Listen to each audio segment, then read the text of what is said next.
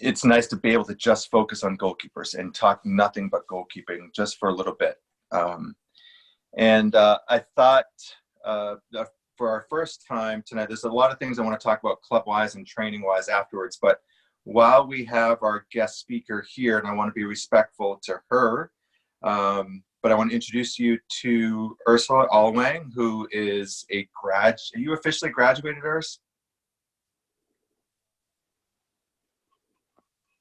Sorry, I'm so close. I'm 2 weeks away. Oh, good. Okay, so Ursula Allwang is here. She is a 4-year starter player, goalkeeper at Middlebury College. I've had the incredible opportunity to work with her the last 4 years. And for some of you who don't know, outside of the club, in the fall, I coach goalkeepers at Middlebury. And Ursula is from Weston, Connecticut. And I'm just going to embarrass her a little bit, but just recently has been, this fall just had the most unbelievable season. It was our first team all NESCAC, which is our conference, and most importantly was our first team All-American for Division III, which for those of you who don't understand, she was ranked the #1 goalkeeper in all of Division III for women. And that's a huge, well-deserved, and she's earned every bit of it. So I invited her here because she has seen it all. She's played at the club level. She's played at the high school level. She's played at the college level, at the highest level.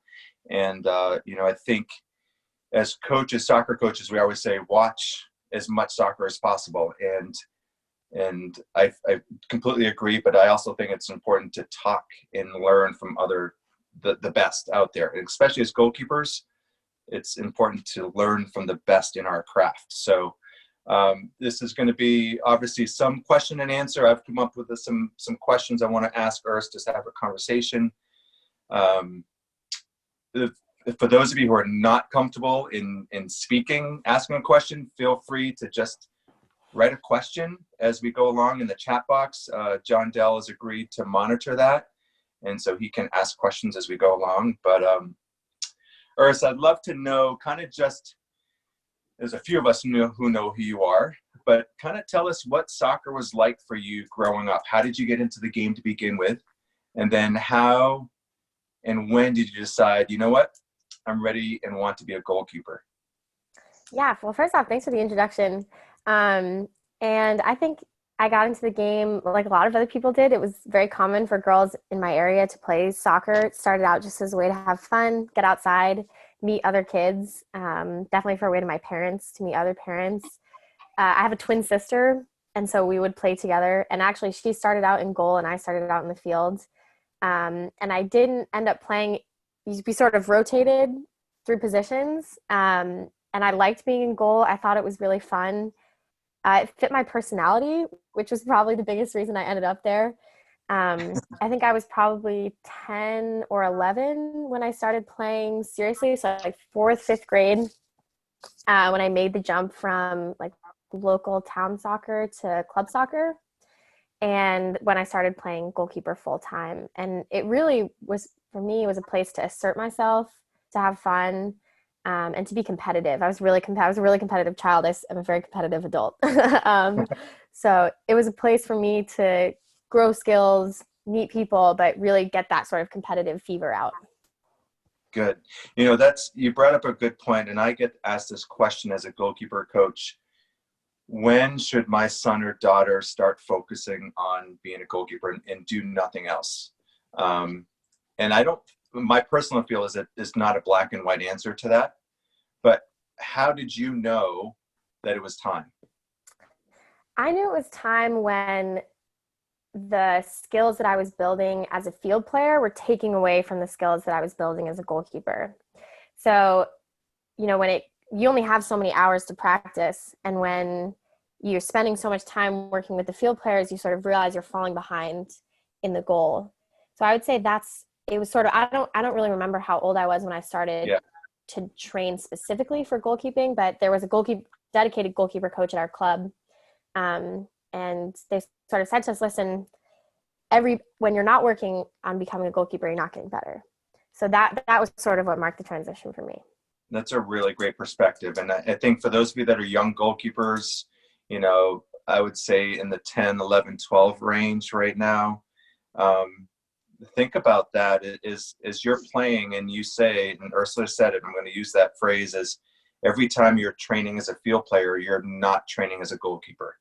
And so, you know, I think personally, up until the age of 10 or 11, let as many people, and this is our philosophy in our club, as many people train as goalkeepers. It's only going to make them a better athlete. As we like to say, the best athletes are goalkeepers. So, so tell me what it was like for you. You know, the kind of the difference. A lot of our players now are playing club soccer and playing high school soccer. I know high school soccer in Vermont is much different than high school soccer in Connecticut. But there's benefits, pros and cons of each. And so tell me how you handled both of those, and how would you compare those, and how did you benefit from club and high school soccer? Yeah, that's a great question. I would say that it's really special to represent something that's important to you. So to me, that was a really big benefit of playing high school soccer. The club that I played for was really far away from my home. I had to commute 1 hour and 30 minutes to practices. So to be able to represent something that was in my backyard was really special, very important. And that definitely continued with me into college, that pride and representation. In terms of ability, the level of play, most of the players on my team were not club soccer players. So it also gave you that opportunity to stand out and bring others up to your level, which is really fun. Because on club teams, you can sort of be fighting for positions, fighting for time, but oftentimes on high school teams, you're the best player, or you and a group of other players are the best. And so you have that opportunity to lead. So that was a really good moment to practice a lot of those skills that then come into play later in your career. Club, and I say, I don't know if this is still true, but you actually can't play club soccer and high school soccer at the same time. So it was like one or the other. But club soccer definitely gave a different kind of competitive edge. You're playing against higher level teams, higher level players.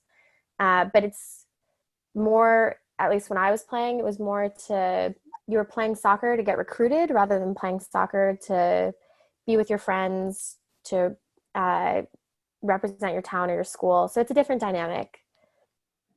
Absolutely. I think that social aspect of high school and learning how, and you alluded to it, learning how to lead others and bring others up to the higher level is what you get most, you know, because all the best players on your high school team are together on a club team, right? So there's other social, the soft skills, as we like to call it, that you learn.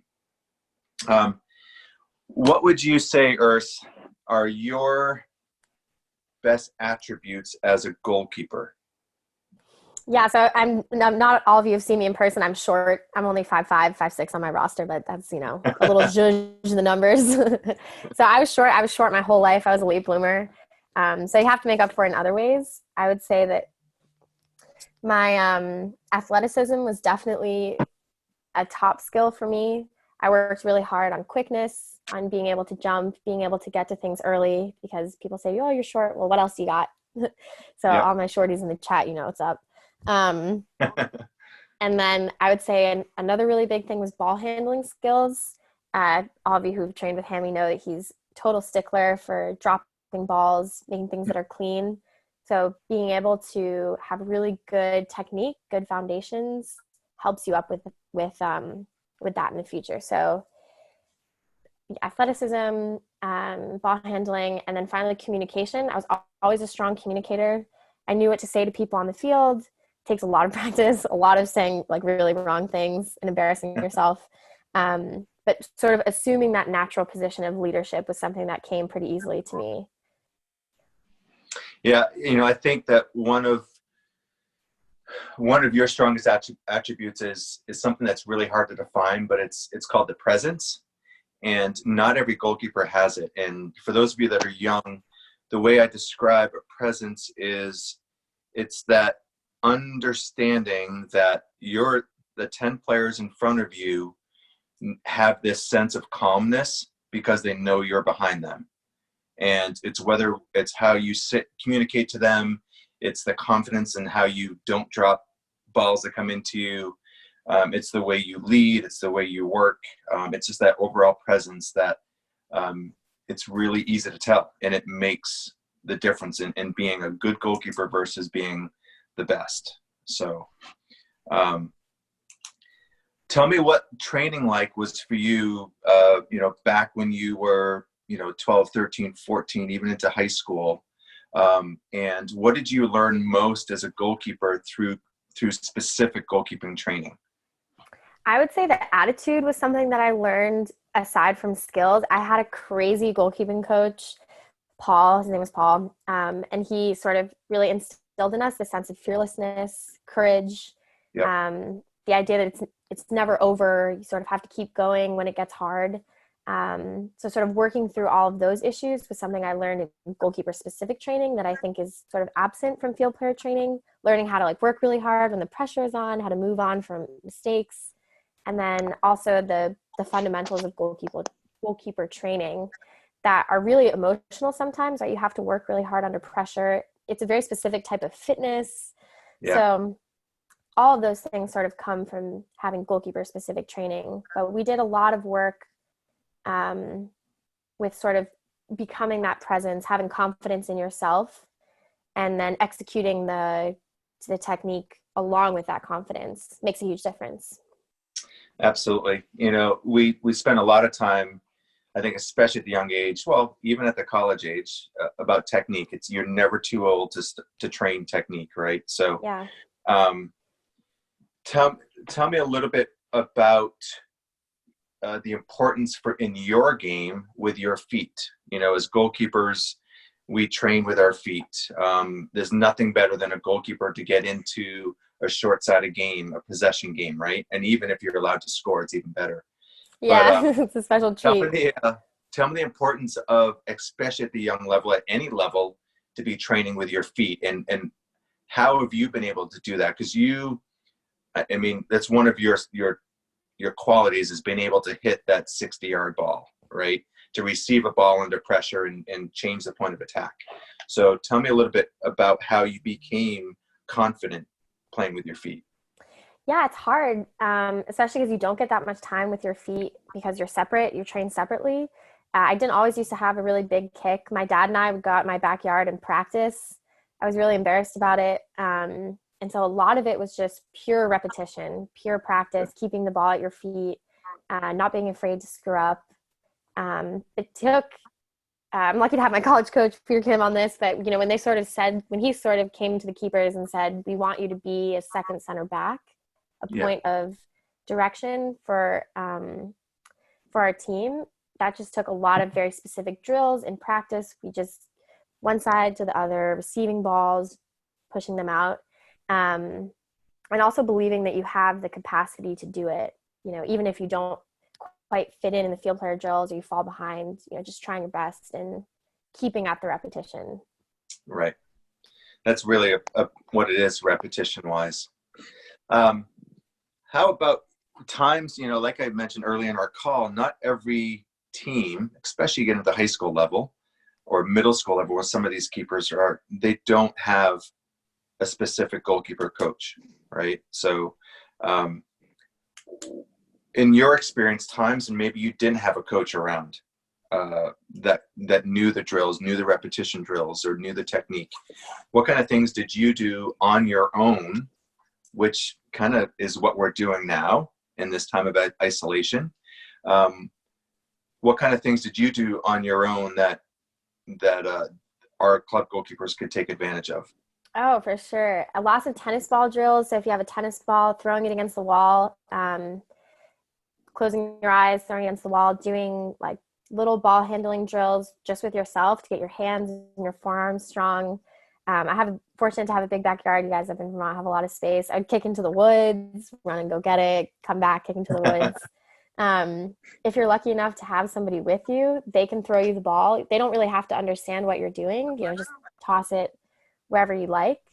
There was a concrete wall at my high school. I used to throw the ball against the wall and just catch it, sort of like you see lacrosse players do with sticks. some of that sort of stuff. But I would say there's always stuff you can do with the ball and yourself, and even strength wise, just ways to get your legs and your hands strong. Right. You know, I was thinking about this earlier. I was trying to jot down some ideas for conversation. Field players are always told juggle, juggle, juggle, more touches on your feet. And it's really the same concept for goalkeepers. Like you just said, throwing a tennis ball against a ball, a wall, back and forth, back and forth. You know, in our training, we've used golf balls, tennis balls, racket balls. The more times you could have, a soccer ball or a tennis ball in your hand, the better. A lot of those, one of my video sessions in the beginning at home session was all about ball handling.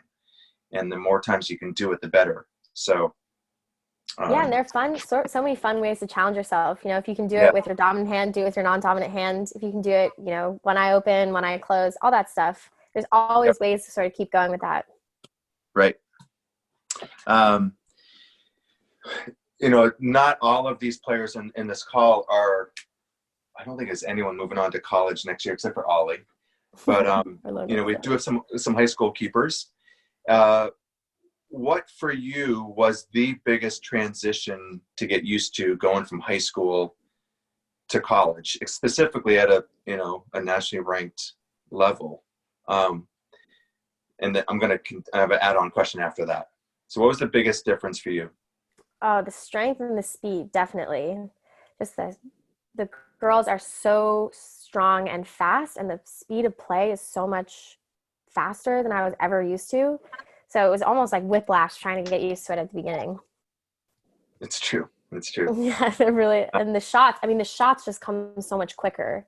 I know. And they're so much more aggressive. So that everything that you can think of is just sort of like ratcheted up a notch.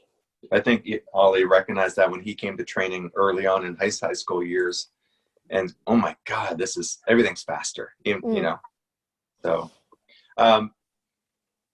what I appreciate about your game, Urs, and you as a player, you as an individual, was when I first saw you as a freshman to when you become an All-American as a senior, is that you refused to plateau. You always wanted to improve.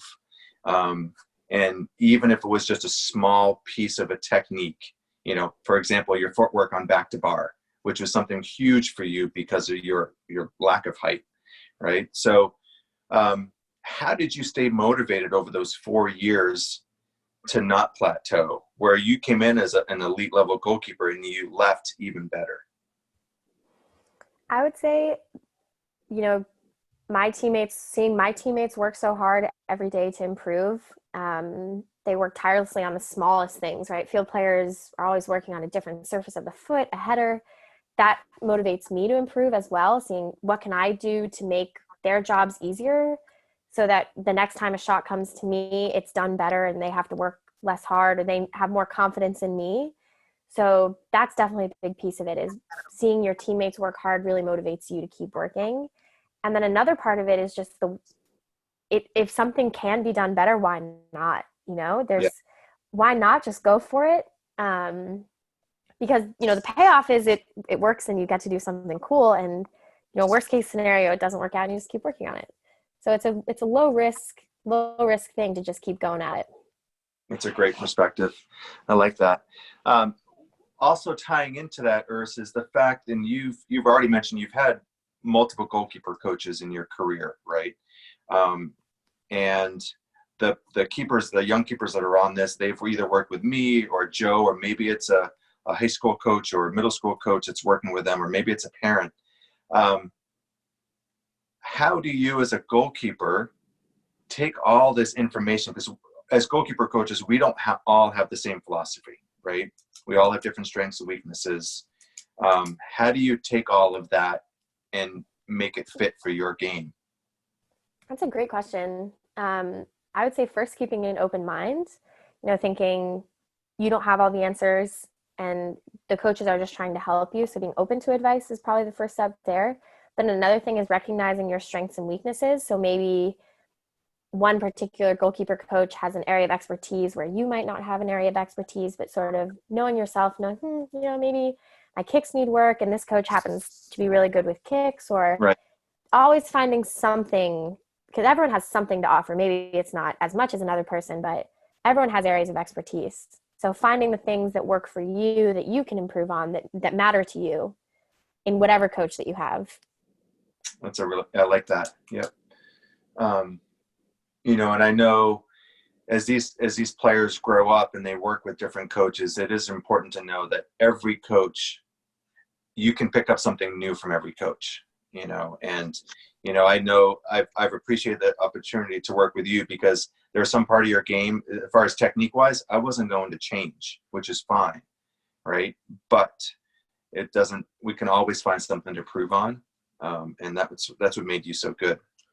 How about some quick rapid fire questions? Ready? Please, I'm ready. Okay. I'm ready. I'll go, Hammy. Hey, JC. How are you, man? Hi, Coach. How are you? Good. Have you met Ursula? Hi, nice to meet you. Hi, are you an Oakwood player? I'm not an Oakwood player. That was my question, Hammy. Okay. I was a CFC player. No. Yeah. You were what? A CFC player. You know Jason Dieterle? I don't. Is he coach of CFC? George is one of the founders and co-directors of the club. Oh, gotcha. So, yeah. Okay. Where are you from, Ursula? Weston, Connecticut. 203, right? 203. That's right. Are you from Connecticut? Other side of the tracks, kid. 860. Okay, gotcha. Urs, don't get him going. Come on. I won't. We'll tone it down. I do have a question though for you, Ursula. Yeah. And I want to thank you for joining us. I'm wondering if you played more than one sport when you were growing up, and if so, what were they? Yeah, I played a lot of sports growing up. The most serious sport I played other than soccer would probably be lacrosse. I played up until middle school. But I played softball and basketball up until I was about 10 or 11. And did you find it to be really beneficial? As I'm sure you know, we're huge supporters of letting our players kind of, play a whole slew of sports. We have a lot of kids here that, ski, play basketball. So did you find it beneficial now that, you're at the age where you started to just take soccer really seriously, and in school, not a lot of people are playing more than one, but did you find it beneficial to play multiple sports growing up? For sure. It just really develops that kind of athleticism that you can't get playing one sport. I'm sure Hammy can speak to this more as a movement educator, but I'm sure like with spatial awareness and like knowledge of the body, just having that experience across multiple sports is I'm sure it definitely benefited me. It's a great awesome question. And thanks again for being with us tonight. I really appreciate it. I'm going to remind any players that if you have any questions, and again, if you don't feel comfortable speaking up for it, feel free to chat, write it down in the chat box and we can ask. But I have a couple of quick rapid fire questions. I know as goalkeepers, we are probably considered gear junkies. We love our gear. So what is your go-to? What is your favorite pair of gloves, Urs? And what do you look for in a good quality pair of gloves? My favorite pair of gloves were Adidas, now are Reusch. But I would say fit is most important. I like my gloves really tight. Maybe that's kind of weird. And I also wear finger saves, which apparently is kind of weird too. I don't know if any of you guys wear finger saves, but why don't you, do you mind diving deeper into that? Because I know there are some younger keepers here that might not understand the difference of fit. I like mine a little bit bigger. And finger saves versus not, and why do you choose those? Sure. I actually started wearing finger saves because my dad was afraid I was going to break all my fingers. And then I got really used to the support. They sort of go like down into the back of your hand and provide a bit more support. So they make the gloves more rigid. And then I just got used to it and I really liked it. And I still ended up breaking a bunch of my fingers. But I really do like the support with the finger saves. They just make the gloves feel more stable. Yeah, and they actually create that natural contour shape. Yeah. Right. Yeah, they do. And in terms of sizing, I like the tighter fits because when the gloves get really warm and sweaty on your hands, it almost feels like a second skin, but I definitely know some people who like bigger gloves because it just gives you more surface area. Yeah. And that's a really good thing to think about nowadays. If you look at, they're coming out with a lot of the new technology are those glove fitting technology where it's almost just a complete wraparound. It's tight to your fingers. So they're still making those oversized gloves with their finger saves. So as keepers, it's really what fits for you. My personal opinion is no one under the age of high school age really needs to be wearing finger saves. As you know, Urs, we train a lot without gloves, right? Yeah. To begin with, and especially in the beginning of a session. I always feel like if you can catch a ball without gloves, the technology of the glove just makes it so much easier. So, but young keepers start out with don't play with finger saves so you can get a sense of the full range of motion. But then when you start to face stronger shots and harder serves, that's where it comes into. Favorite boots or cleats? My favorite boots are Nikes, and I wear, I don't think you're allowed to do this when you're younger, but I wear the metal studded ones. That was a total game changer for me. It is. And I know at the higher level, a lot of players have multiple surface bottoms, so. What is your favorite pregame meal? Ooh, that's a great one. My favorite pregame meal would probably be like eggs on toast. Yep. Yeah. It's a good one. Real hearty. It is a good one. It's a good one. What about your favorite field besides Dragon, which is your home field? I know. What is, in your entire career, where's the favorite venue or favorite field you've ever played on?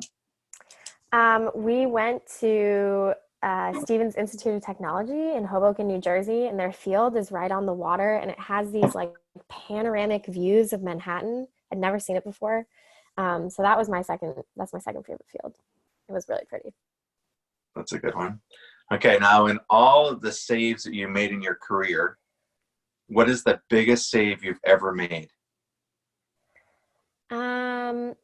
The biggest save I ever made was probably in the NESCAC championship or a semifinal. Ruby Taman took a shot from like 30 yards out in overtime. Yes. That just got clipped over the bar. A classic back to bar. Good one. But had she scored that, it would have been over. So that was probably the biggest save. I would also say my favorite save of yours was in the national championship against Williams, first overtime, or end of regulation, or first overtime. First overtime, breakdown in the back, and you come off your line in that classic Urs style, just big, fearless blocker, big barrier type save. You make a huge save in less than a minute to go to keep the game tied 0-0. Yeah, that was another big one too. It was huge. So looks like we have a question. I had a follow-up question. Please. Yeah. I was curious about that too. Thanks for coming on. I think my internet cut out right around the time Hammy was talking about our floor hockey battles from 15 or 20 years ago. But I was curious about with your biggest save, whichever one you decide to go with there, how many times do you think you practice that skill on your own to get it right that one time? And if you could kind of compare that ratio. Gosh, so many times. I mean, whichever one you choose, the back to bar, I mean, that's something we almost did every practice for 3.5 years at that point. And the breakaway in the national championship, that was almost like 10 years of work leading up to that point. So a very long time. It's awesome. It's really, really amazing. Thanks for sharing about it. Yeah, no problem. Does anybody else have any questions out there for Urs? Hit me. I'm ready. I've got one. Pete, please. So guys, you don't know Ursula as well as Hammy and I do, but this is a person who's kind of done it all. She pushed herself to be the best she could be in high school, and then kept pushing herself through college, and as a 5'5" goalkeeper, making it all the way to the national championship, and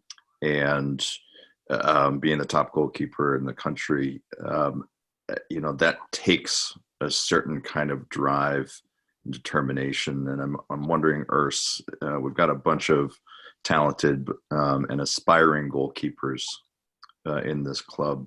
What mental skills or mental attributes do you feel that aspiring goalkeepers need to reach those high levels? The first one that comes to mind would be mental toughness. Goalkeepers make a lot of mistakes. You have to let in like hundreds of goals, right, to get good and to learn from them. And if you let those mistakes bog you down, you're never going to be able to move forward.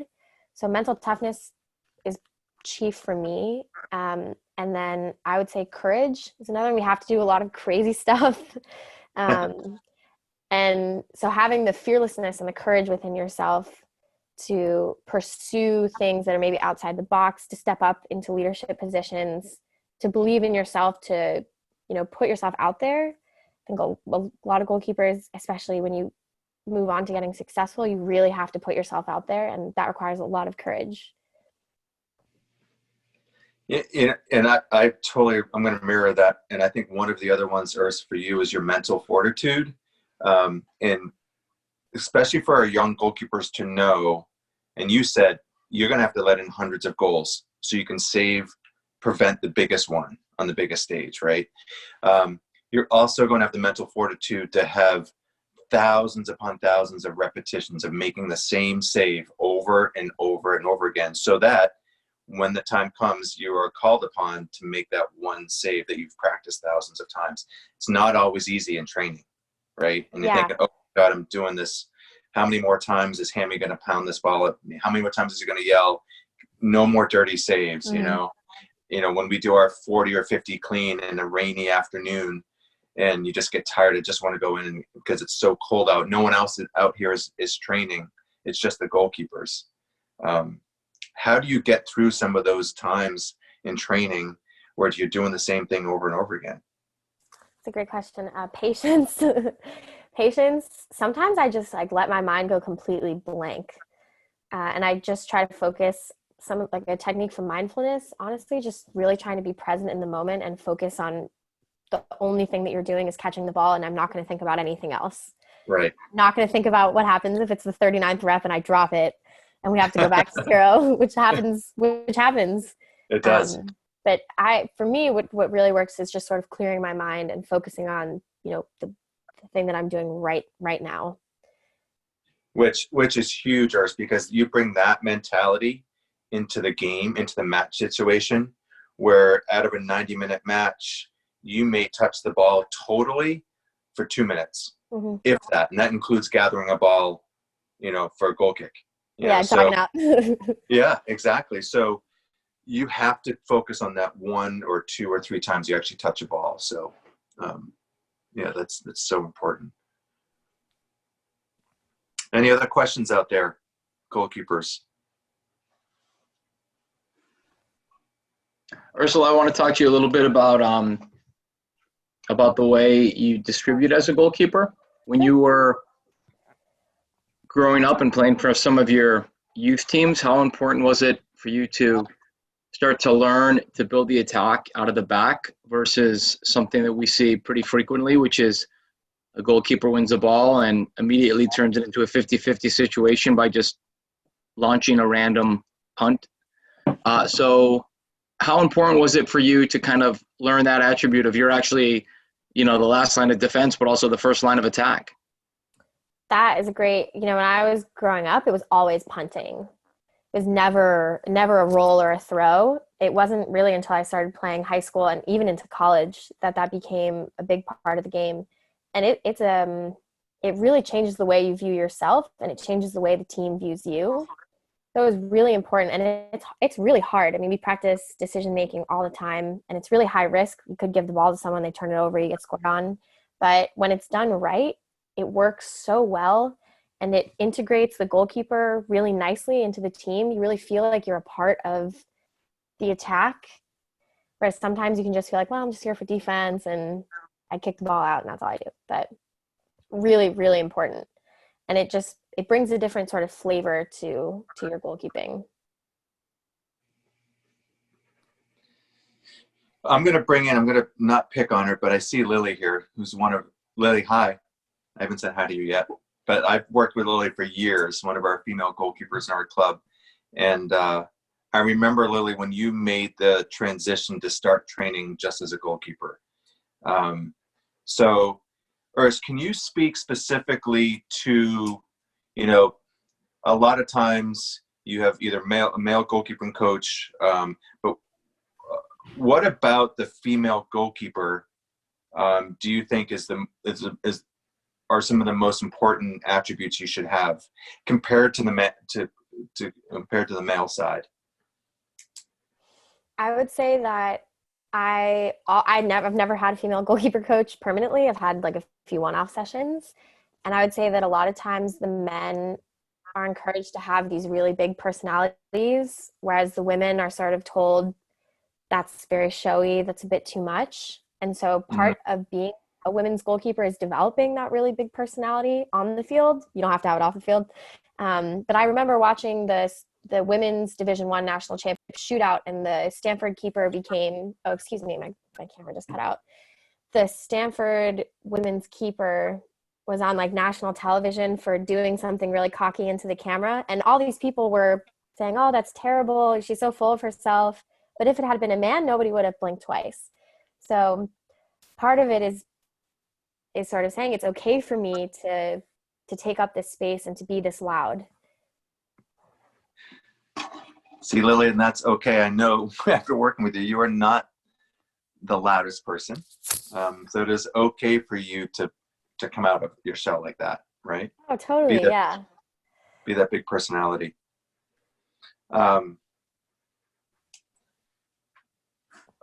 Another question I have, Urs, I know many of our club teams have multiple keepers, and so they are fighting for start time, right? It's not always easy. Ultimately, at the highest level, we have a 1, 2, and 3, or we have our levels. One of what worked well for you was you were part of a unit.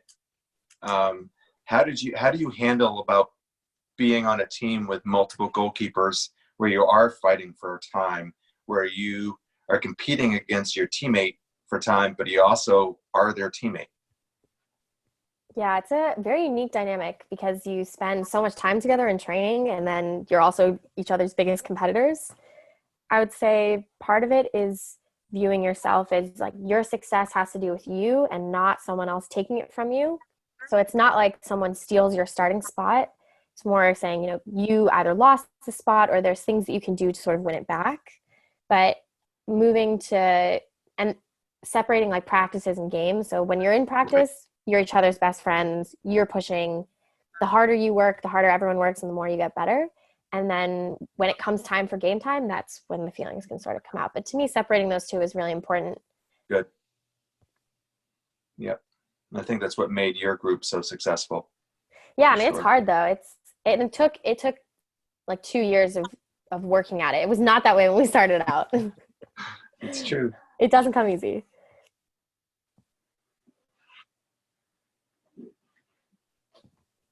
Any other questions out there for Urs while we still have her here?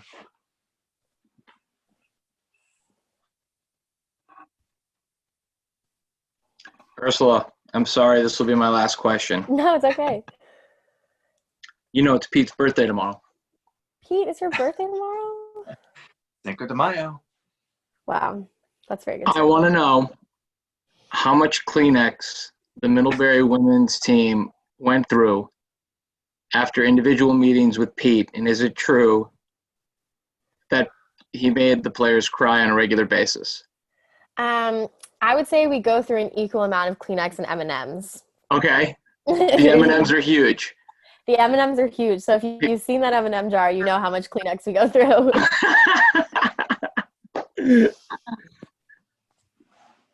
But I would also say the tears don't tell the full story.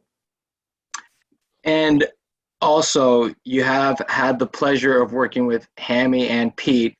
And I want to know, if there was a 1 versus 1 versus 1, who would win, Pete, Hammy, or Jorge? Wow. in goal or like an arm wrestling contest? Jorge doesn't defend, so don't even bring up goalkeeping or anything like that. Okay. And Mark would referee, but who would win the 1v1v1? Who would win the 1v1v1? Well, that's tough taking Mark out because Mark's really the one with the skills. I would say, You're I not don't know. worried- Hammy jumps in goal a lot, but Pete does play that faculty staff soccer every day. It does. I think I'm going to go for an outsider pick and pick Jorge because you never know what he has up his sleeve. It's true. That's a good choice. I would choose him too. Okay. Well said. Well, I'm just looking at time, and I want to respect everyone's Monday evening. I know they still have homework to do. So it's 5:45. Urs, I can't thank you enough to jumping on board here, sharing your story.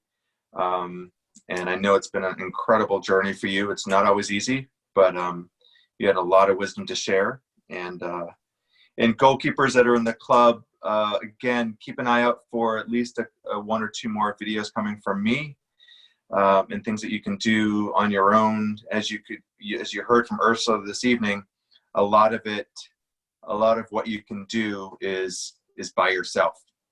So we will share some more ideas via video. Hopefully we'll get a chance to get outside soon together later on in the season. But also, Joe and I are always here to answer any questions you may have about anything from gloves to technique to games. So, okay, Urs, thanks so much, my friend. Thank you guys so much. This was such a pleasure. And if any of you guys want to ask me any questions, Hammy has my email and my number. So just hit me We'll up. connect you. Okay. Urs, have a great night. Say hi to the family. I will. Bye, guys. Thank you so Bye. much. Thanks a lot, Urs. Thank you.